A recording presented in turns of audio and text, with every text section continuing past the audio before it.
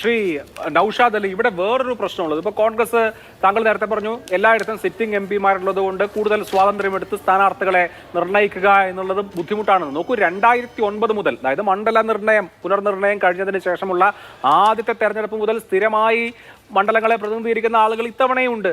അപ്പൊ ഈ anti incumbency എന്ന് പറയുന്നത് ഭരിക്കുന്ന സർക്കാരുകൾക്ക് മാത്രം ബാധകമായ ഒരു കാര്യമൊന്നുമല്ല. അവിടെ തുടർച്ചയായി എം പിമാരായിരിക്കുന്ന ആളുകൾക്ക് എതിരെയും ജനവികാരം ഉണ്ടാവും. അങ്ങനെയുള്ള മുൻ അനുഭവം നമ്മളെ സംബന്ധിച്ചുണ്ട്.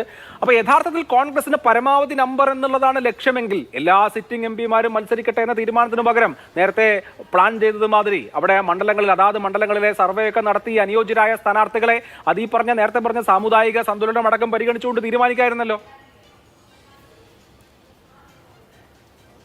അല്ല, ഞങ്ങൾ കോൺഗ്രസ് പാർട്ടിയെ സംബന്ധിച്ചിടത്തോളം ഞങ്ങൾ ഈ സിറ്റിംഗ് എം പിമാരുടെ പ്രകടനങ്ങളിൽ ഞങ്ങൾ വളരെയധികം സംതൃപ്തരാണ്. അവരൊക്കെ അവരുടെ മണ്ഡലങ്ങളിൽ വളരെ ജനകീയമായ ഒരു പരിവേഷം ഇതിനോടകം സൃഷ്ടിക്കുന്നതിൽ വിജയിച്ചിട്ടുള്ളവരാണ്. അവരാണ് ഞങ്ങളെ സംബന്ധിച്ചിടത്തോളം അവൈലബിൾ ഇൻ ദ ബെസ്റ്റ്. അപ്പോൾ പിന്നെ ഞങ്ങൾ അവരെ ഓപ്റ്റ് ചെയ്യുന്നതിൽ എന്താണ് അതിനകത്ത് നിങ്ങൾക്കൊരു മറ്റേതെങ്കിലും തരത്തിലുള്ള ചർച്ചയും ദുസ്സൂചനയൊക്കെ എന്തിനാണെന്ന് എനിക്ക് മനസ്സിലാവുന്നില്ല. ഞങ്ങളെ സംബന്ധിച്ചിടത്തോളം അവരാണ് ഏറ്റവും വിജയസാധ്യതയുള്ളത്, അവരാണ് ഏറ്റവും മികവുറ്റ ആളുകൾ, അവരാണ് ഒരു കനത്ത പോരാട്ടം നടത്തി ആ മണ്ഡലങ്ങളിൽ വലിയ വിജയക്കൊടി പാറിച്ചവർ. അവരിൽ ഞങ്ങൾ വീണ്ടും വിശ്വാസം അർപ്പിക്കുന്നു. അവരിൽ ജനങ്ങൾക്ക് വിശ്വാസമുണ്ട് എന്ന് ഞങ്ങൾക്ക് ബോധ്യമുണ്ട്. അത് നിങ്ങൾ പറഞ്ഞതുപോലെയുള്ള പല പഠനങ്ങളുടെയും വിലയിരുത്തലുകളുടെയും അടിസ്ഥാനത്തിലാണ് ഞങ്ങൾ അത്തരമൊരു ബോധ്യത്തിലേക്ക് എത്തിയത്. അതുകൊണ്ടുകൂടിയാണ് ഞങ്ങൾ ഈ തെരഞ്ഞെടുപ്പിലും വലിയ വിജയം ആവർത്തിക്കുമെന്നുള്ള ഒരു ബോധ്യവും ആത്മവിശ്വാസവും ഇങ്ങനെ പരസ്യമായിട്ട് പ്രകടിപ്പിക്കുന്നത്.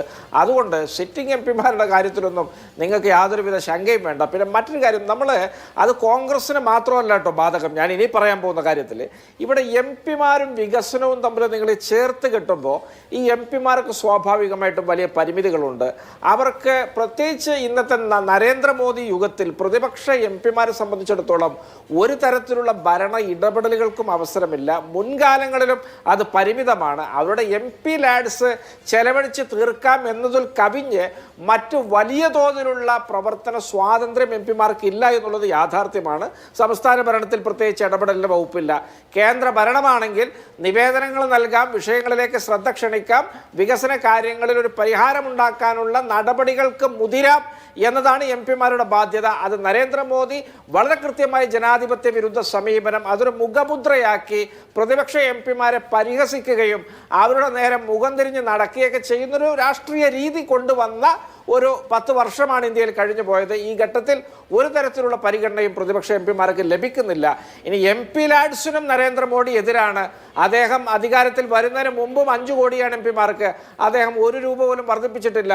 കോവിഡ് കാലത്ത് ദീർഘമായിട്ട് അതിൽ നിന്ന് വലിയ സംഖ്യ അദ്ദേഹം പിടിച്ചു വെക്കുകയും ചെയ്തു. അത്തരത്തിൽ എം പിമാരിൽ നിന്ന് നിങ്ങൾ വലിയൊരു മായാജാലം, അത് കോൺഗ്രസ് എം പി ആയാലും കോൺഗ്രസ് ഇതര എം പിമാരാണെങ്കിലും നിങ്ങൾ പ്രതീക്ഷിക്കുന്നതിൽ അർത്ഥമില്ല.